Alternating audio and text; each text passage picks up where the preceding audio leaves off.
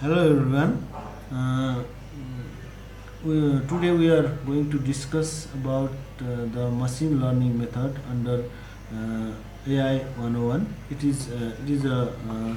Um, it is a class under the AI fundamental series, and I am Dr.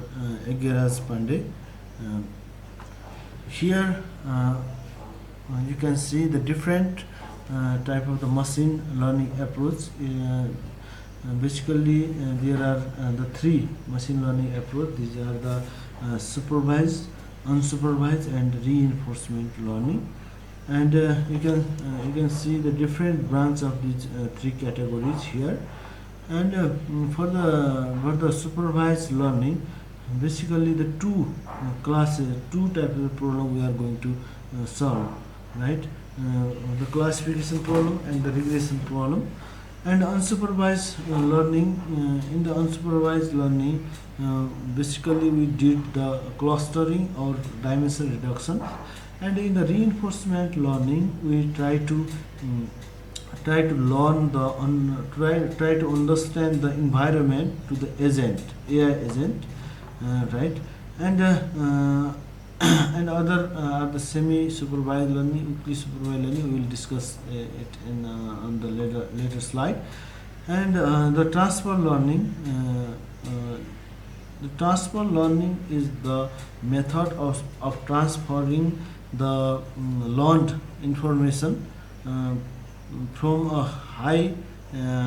highly diversified model of machine learning to to for the some specific task. For example, if we train the large data of image data, for example, and then we can use the trained model for a small cat or dog classification for the some specific type of image classification. Here the source is the large data set, and the target is the cat and dog classification. So the if we have the similarity between the source and the target domain, we can use the transfer learning. Another is the online learning. In the online learning, there is no fixed limit of the data for the training, because in the online learning, every second or every minute the new data is available, right? Because the data is come from the multiple edge devices. So in the online learning, we try to the machine try to understand the different scenario of the data which are coming from the different user in each time, in each timely manner. Okay. So the supervised learning, we have the label, and unsupervised learning we don't have any label. Label, what is the label first? Label, we already discussed about the label. Label is any annotation or any prescriptions of the export for the for a data. For example, if we have a image of a cat, then the human expert can annotate the data, that image as a cat. Okay, this is the label. And so we in the supervised learning, we train our model using the image and the respective label, that is the cat. Okay. In the unsupervised learning, there is no label. That's why the machine try to understand the common characteristics on the data, right? If we have the two types of the data, cat and dog, then the machine try to categorize these two types of the data and try to cluster in the different area. Okay.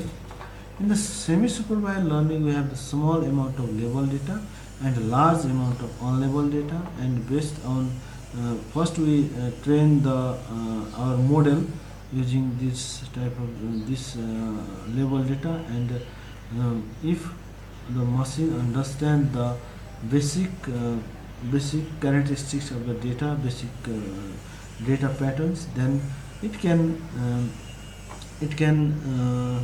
classify or it can differentiate the on-label data based on this label data. This is the main principle of the semi-supervised learning. Here in the supervised learning, here is one example. Here this is the data we have to train this machine, and we have the label label from the export for this data. And for example, we have only the 4 type of the data here, and these are the label for this data, and we train the machine using both the data and the respective labels. And after training this machine, the machine can easily distinguish this data with their labels. So if we have the test data of the similar domain, because the domain must be similar, if we give the here the cat image, it cannot classify, because this is the narrow AI. That's why it is trained for some specific purpose only here, right? So the test data should be the same domain, right? And that's why we have a triangle and the rectangle. And after training the machine can predict their label easily based on its understanding, or based on its learning, right? This is a pipeline of supervised learning. In the unsupervised learning, as we already know, it can there is no label, right? So the machine try to cluster the data based on their similar characteristics here, right? The machine can cluster the rectangle in one cluster, triangle in another cluster, the circle on another cluster. In the same way, the data can cluster the different type of the data in different clusters here. And after clustering, after understanding these data characteristics, we can use this model by providing the label to the specific cluster, and for our classification purpose, right? In the supervised learning, we have small amount of data, and we have another large amount of data. First, we train the model using the small supervised data, and after training, the model can understand the basic principle of this data. Here are the 2 classes. One is the orange and another is the blue. And based on these characteristics, the model can distinguish the on-label data, right? And provide the pseudo label here.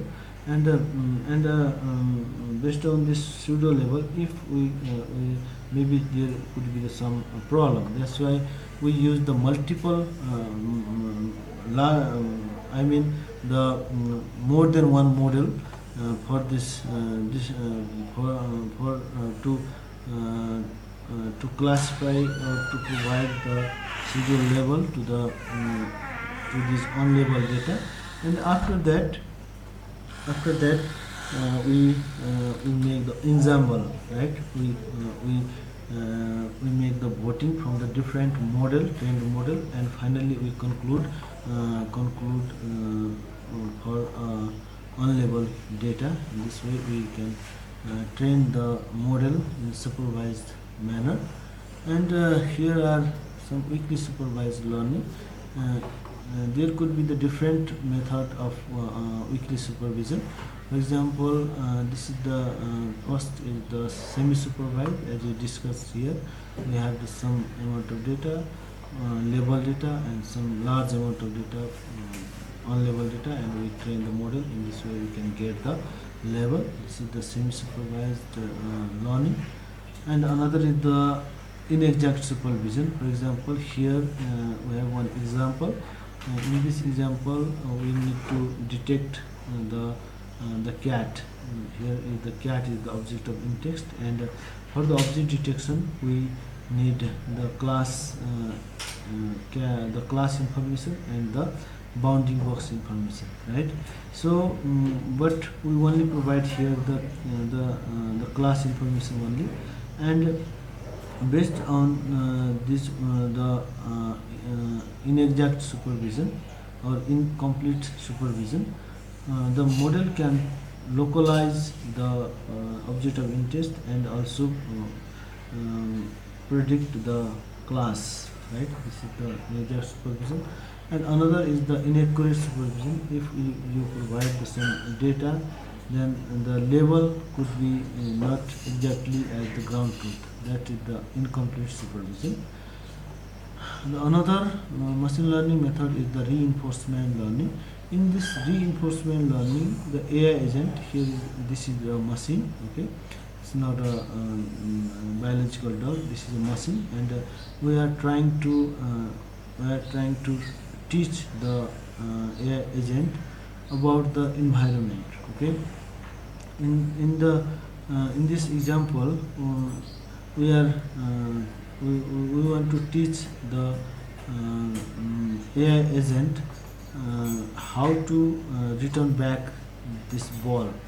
If we throw that ball to the any locations, any directions, okay, then AI agent should return back this ball to you. Okay, so you can so in the environment we perform the different action. Action is the throwing of the ball in any direction, and the agent should return back the ball. And if it properly return back, then the agent can get the reward. And if it not, then maybe punish or some it cannot get the reward. And in this way we try to understand the environment, and we try to understand the AI agent about the environment. Okay, this is the reinforcement learning, and the reinforcement learning is mostly used in the game, robotics, self-driving car, and some dialogue agent. And here is one example of the Pac-Man game. And in this Pac-Man game, if it collect the white coin, it can get the reward. And if it toss these two I think monster, and then it can get the negative reward. So in the AI agent, there could be the positive reward or sometimes negative reward also. This is the underfit, overfit, and optimal optimality of the model. And we need to choose our model according to our problem complexity, right? If the problem is more complex, here is the problem is the non-linear problem, because we cannot separate these two classes by drawing one straight line. Okay, that's why. But the problem is complex, but the model is very simple. So this is the underfit conditions where the bias is very high, and the last one is the case of the overfit.